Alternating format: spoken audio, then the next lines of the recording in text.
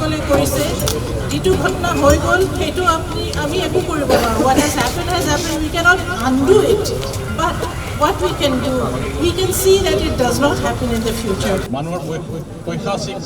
প্ৰবৃত্তিৰ শেষ নোহোৱালৈকে হয়তো এনেকুৱা হ'ব পাৰে কিন্তু সেইটো ডাঙৰ কথা নহয় ডাঙৰ কথা হ'ল যে চিকিৎসকসকলৰ ওপৰতে কিয় তেনেকুৱা ঘটনা হয় এইটো মানে আচলতে কেইবাবাৰো ক'লোঁ কিন্তু ক'বলৈ ভাল লগা কথা নহয় 9 আগষ্টত আৰজিকৰ মেডিকেল কলেজত যি ঘটনা হৈ গ'ল সেইটো কাৰণে মই মহিলা হিচাপে ময়ো লজ্জিত আৰু অতি ক্ষুব্ধ মানে ভিতৰৰ যিটো দুখ আছে সেইটো প্ৰকাশ কৰিবলৈ খুব দিগদাৰী এটা কথা হৈছে যে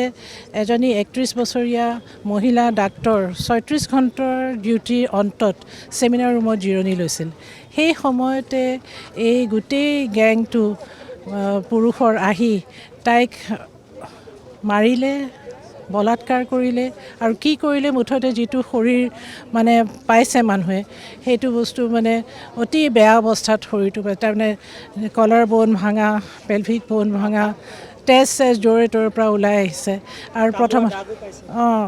আৰু এইবিলাক কি হৈছে মাক দেউতাকক ভুলকৈ কৈছে যে তাই ছুইচাইড কমিট কৰিছে তাৰমানে গোটেই কথাটো তেওঁলোকে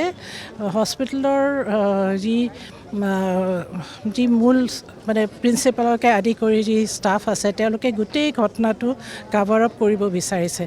আৰু সেইকাৰণে যেতিয়া মাকহঁত আহি পাইছে তাইৰ কাপোৰবিলাক ধুই দিছে কাপোৰ নাই ৱালত পেইণ্ট কৰিছে আৰু য'ত যি চিহ্ন আছে য'ৰ পৰা ধৰিব পাৰিব কোনে মানে কামটো কৰিছে সেইবিলাক নোহোৱা কৰি দিছে খালি এজন ল'ৰাৰ কাণৰ মানে ইয়েৰফোনটো পাইছে আৰু যাৰ পাইছে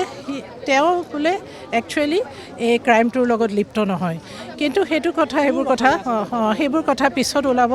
গতিকে এই যিটো কাভাৰ আপটো অতি লজ্জাৰ কথা আৰু এইটোৰ কাৰণে মানে আমি বিচাৰোঁ যে প্ৰথম কথা দোষীক সাব্যস্ত কৰিব লাগে দ্বিতীয় কথা দোষীক খুব মানে এক্সেম্পলাৰী পানিছমেণ্ট দিব লাগে এনেকুৱা ধৰণৰ পানিছমেণ্ট দিব লাগে যিটোৰ পিছত অন্য মানুহে আৰু ৰেপ কৰিবলৈ নিবিচাৰে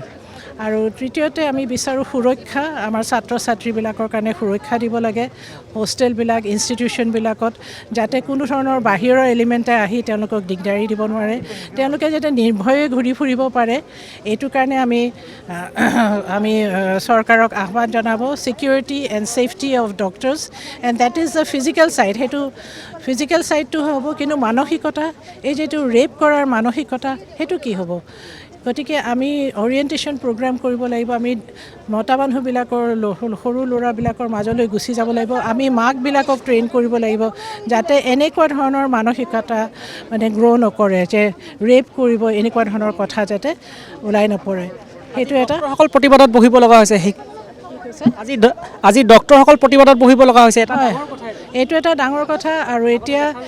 আমি ডাক্তৰে সাধাৰণতে আমি প্ৰতিবাদ নকৰোঁ এতিয়া কালি যে আমি 24 ঘণ্টা যে আমি বন্ধ কৰিম আমি তথাপিও ইমাৰ্জেঞ্চি আমি খোলা ৰাখিম আৰু এইটো গোটেই ভাৰতবৰ্ষতে হ'ব এইটো অকল অসম বুলি নহয় এইটো আমি কৰিবলগীয়া হৈছে কাৰণ কথাবোৰে এক্সট্ৰিম পৰ্যায় পাইছে মানে লিমিট ক্ৰছ কৰি গৈছে ইয়াৰ পিছত আৰু কোনো মানে সহ্য কৰি থাকিব পৰা নাই আজি ইয়ালৈ যিবোৰ মানুহ আছে কাকো আমি পাৰ্চনেলি মাতা নাই চবেই নিজে আহিছে আৰু কিছুমান সমদলতো আমি দেখিছোঁ যে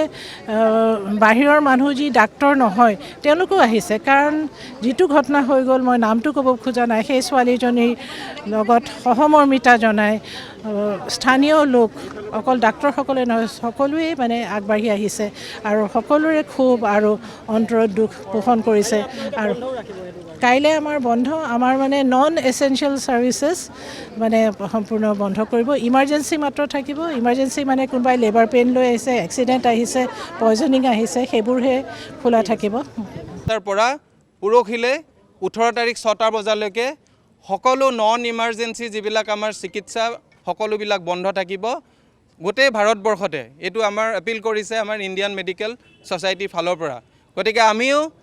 আমাৰ সকলো অসমবাসীৰ সকলো চিকিৎসকে আমি অনুৰোধ জনাইছোঁ যাতে ইমাৰ্জেঞ্চিৰ বাহিৰে বাকী চিকিৎসাৰ পৰা সকলোৱে দূৰতে থাকে যেন কিন্তু এইটো আমি কিন্তু লক্ষ্য কৰিব লাগিব যাতে কোনো ইমাৰ্জেঞ্চি পেচেণ্টে যাতে তেওঁলোকৰ চিকিৎসা পোৱাত অসুবিধা নহয়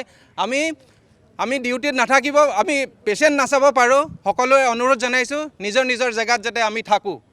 ধন্যবাদ